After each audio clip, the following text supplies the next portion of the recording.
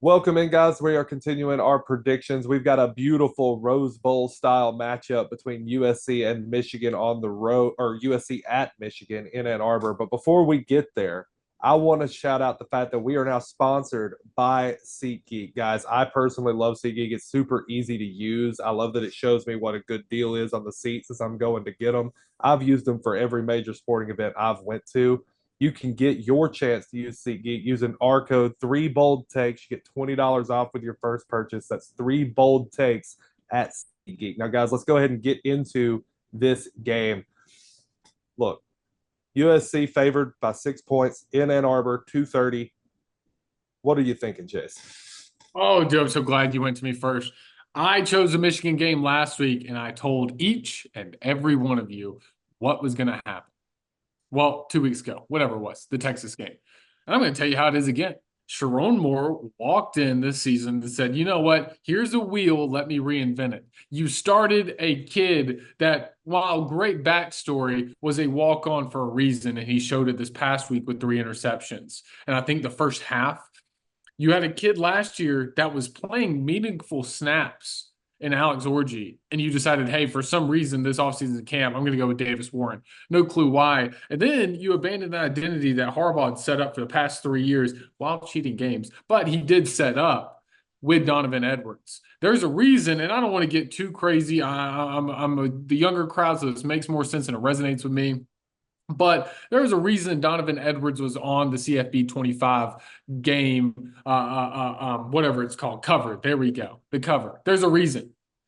He was supposed to be a top 10 Heisman guy all season long. And then for the first 2 games of the season, I know for a fact, you kind of walk away from Edwards and don't use him as much. I think you kind of got back to it. But Michigan, you're hanging on to, hey, Harbaugh and then won a championship, and you haven't created your own identity yet. And for this game, you still won't, because USC is going to walk into Ann Arbor and skull drag you. I think Miller Moss is going to have a fantastic game. I loved what I've seen from him so far. And this isn't, well, Chase, don't you hate USC? I do. I still do. I don't like Lincoln Riley. However, I think their offense is going to be a lot better than this Michigan team. Michigan team doesn't have the same defense from last year. They've shown that already through 3 games with their one loss. Because you obviously, when they found somebody that they had to compete with, like Texas, they couldn't even a little bit. This Michigan team is not built to play from behind at all. USC is going to put up the points. Now, do I trust USC defense and Lincoln Riley? Not even a little bit. But I think this offense is going to put enough points on the board, because if you actually look at these two teams, you look at USC, you look at Michigan, this season, definitely USC playing in the Big Ten for the first time. This is nearly an identical team for both of them. Yeah, throw out the rankings. It's AP poll, does not matter. Nearly the same teams. I'm going to go USC, though. I think Miller Moss and them get it done. They seem like they have a clear identity. They're going to air the ball out a little bit more. They have what they want to do. Michigan is still reeling. They don't know who they are, and all they're hanging on to is, hey, we won a national championship last year with Jim Harbaugh, Blake Corum, and J.J. McCarthy. They have nothing to say for who they are this year, and when they have competent opponents like this, they're not going to perform well. Give me USC. Don't forget the fact they also won a national championship with Connor Stallions, but we'll let that ride. Michigan, listen, we all came on here for the Texas and Michigan game. Chase, you weren't the only one that said that Michigan was going to get ran out of their own building, and that's exactly what happened. 31-12. It could have been 45-12 if Texas really wanted to. I'm a firm believer in that. Now, when you look at Michigan themselves, their offense, dude, they have not scored over 30 points this year. Not one time. They've scored 30 once, and that was against Fresno State in week 1. They won 30-10. Last week, 28-18 against Arkansas State. I don't really know how good their defense actually is. I'm going to be honest. I thought that was going to be their saving grace this year, was that their defense was going to be top 2, top 3 in the country, and that was going to win them some games. I don't necessarily know if that's the case, to be honest. I think this is going to be a great test, because if we know anything about USC and Lincoln Riley, it's that he will put up points and he will try to run the score up if possible.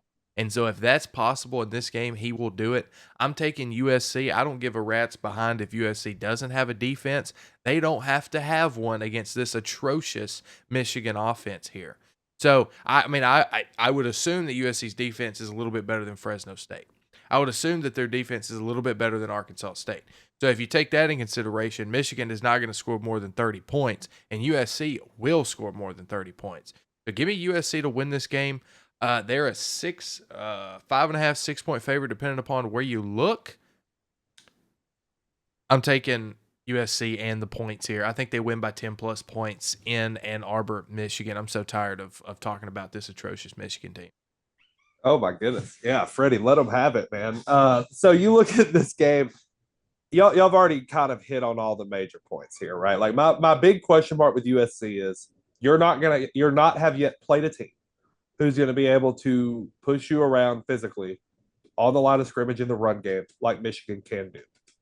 This will be the most physical running attack they see. Now, will Michigan fully utilize their ability to run the ball? That's a completely different question. Completely different question. Offensively, this is going to be the best offense. Well, it's not the best offense. Texas was the best offense, but USC is a much better offense than what we've seen Michigan perform well against so far. I do have faith that USC will score. I will never question Lincoln Riley's ability to score on offense. I will only ever question his ability to stop a team from scoring. And this Michigan team, they ain't got it offensively. They just don't. And so, like, get the broom out, guys, because this is a clean sweep again. We're going all USC. I do not trust Michigan in this game. I think this right here will probably be the last time we talk about Michigan in any serious manner until maybe the game. And that's even if the game gets any kind of coverage, because by that point, Michigan will probably be about a 5 or 6 win team, and Ohio State will be the best team, one of the best teams in college football. So I don't really think we're going to be talking much more about Michigan on a national stage past this week. Give me the Trojans to beat them by about 12 or 13 points. And just to add as well, USC is coming off of what looks like a bye week for this game. So they have enough preparation coming off a huge win where your offense clicked. You get a bye week, and then you go into a Michigan team that just doesn't know who they are. It's, USC all the way. Quinn? Yeah, I mean, again, clean sweep. We're all going USC. Guys, thank you for joining us. Again, we're sponsored by SeatGeek using the code 3BoldTakes for $20 off with your first purchase. I've been Quinn, joined by Freddie and Chase. We're out of here.